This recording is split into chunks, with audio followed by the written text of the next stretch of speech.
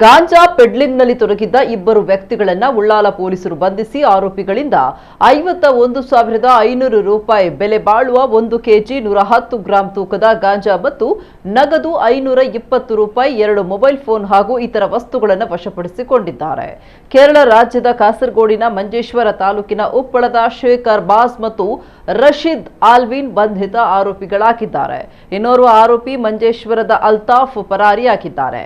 March 12ರಂದು ಗುರುವಾರ ಉಳ್ಳಾಲ ತಾಲೂಕು ಕೋಟೆಕಾರ್ ಗ್ರಾಮದ ಬಗಂಬಿಲ ಸಮೀಪದ ಗ್ರೌಂಡ್ ಪ್ರದೇಶದ ಸಾರ್ವಜನಿಕ ಸ್ಥಳದಲ್ಲಿ 3 ವ್ಯಕ್ತಿಗಳು ಗಾಂಜಾವನ್ನ ತಂದು ಗಿರಾಕಿಗಳಿಗೆ ಮತ್ತು ಕಾಲೇಜು ವಿದ್ಯಾರ್ಥಿಗಳಿಗೆ ಮಾರಾಟ ಮಾಡ್ತಾ ಇರುವುದಾಗಿ ಬಂದ ಮಾಹಿತಿ ಮೇರೆಗೆ ಉಳ್ಳಾಲ ಪೊಲೀಸ್ ಠಾಣೆ ಅಧಿಕಾರಿ ಮತ್ತು ಸಿಬ್ಬಂದಿಯನ್ನು ಒಳಗೊಂಡ ತಂಡ ದಾಳಿ ನಡೆಸಿ ಇಬ್ಬರು ಆರೋಪಿಗಳನ್ನು ವಶಕ್ಕೆ ಪಡೆದು ಅವರಿಂದ ಗಾಂಜಾ ಮತ್ತು ಇತರ ಸೊತ್ತುಗಳನ್ನು ವಶಪಡಿಸಿಕೊಂಡಿದ್ದಾರೆ. ಈ ಸಂದರ್ಭದಲ್ಲಿ ಆರೋಪಿ ಅಲ್ತಾಫ್ ಎಂಬಾತ ಸ್ಕೂಟರ್ ಸಮೇತ ಸ್ಥಳದಿಂದ ಪರಾರಿಯಾಗಿದ್ದಾನೆ. ಬಂಧಿತ ಆರೋಪಿಗಳ ವಿರುದ್ಧ ಎಸ್ಡಿಪಿಎಸ್ ಕಾಯ್ದೆಯಡಿ ಪ್ರಕರಣ ದಾಖಲಿಸಿ ತನಿಖೆ ಕೈಗೆತ್ತಿಕೊಳ್ಳಲಾಗುತ್ತಿದೆ ಅಂತ ಪೊಲೀಸ್ ಪ್ರಕಟಣೆ ತಿಳಿಸಿದೆ.